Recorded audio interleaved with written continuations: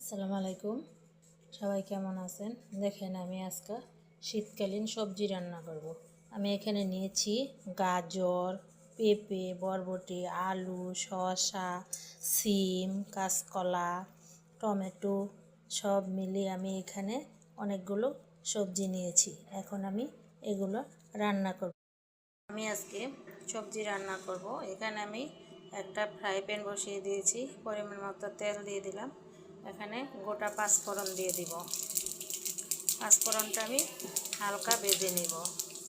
আমার পাঁচফোড়নটা ভাজা হয়ে গেছে, এখন আমি পেঁয়াজ দিয়ে দিব। এখন পেঁয়াজটাকে একটু ব্রাউন করে ভেজে নিব। আমার পেঁয়াজটা হালকা বাদামি হয়ে গেছে। এখন আমি এখানে দিয়ে দিব সামান্য পরিমাণ আদা রসুন। অনেকে অনেকভাবে রান্না করে, আমি এইভাবে রান্না করি।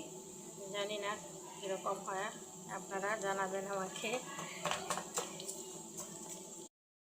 এখন এই আদা রসুনটাকে আমি একটু ভালো করে ভেজে নিব, যাতে আদা রসুন থেকে কোনো কাঁচা গন্ধটা না আসে। আমার আদা রসুন পেঁয়াজ ভাজা হয়ে গেছে। এখন আমি এখানে দিয়ে দিব সামান্য পরিমাণ হলুদ, দিয়ে দিব মরিচ, দিয়ে দিব ধনিয়া, এখন দিয়ে দিব। আমার মশলাটা কষানো হয়ে গেছে। এখন আমি আগে থেকে ধুয়ে পরিষ্কার করে রাখা সবজিগুলো দিয়ে দিব। এখানে আমি অনেক ধরনের সবজি কেটে ধুয়ে পরিষ্কার করে নিয়েছি। আমার সবজিগুলো আমি মশলার সাথে নেড়ে চেড়ে মিশিয়ে নিলাম। এখন আমি একটা ঢাকনার সাহায্যে ঢেকে মৃদু আঁচে রান্না করব।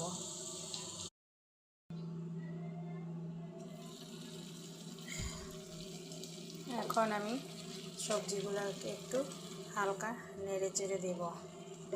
দেখেন আমি সবজিতে কোনো প্রকার পানি দিইনি। আমার সবজি থেকে মোটামুটি পানি অনেক বের হয়ে গেছে। এখন আমি সবজিগুলোকে একটু নেড়ে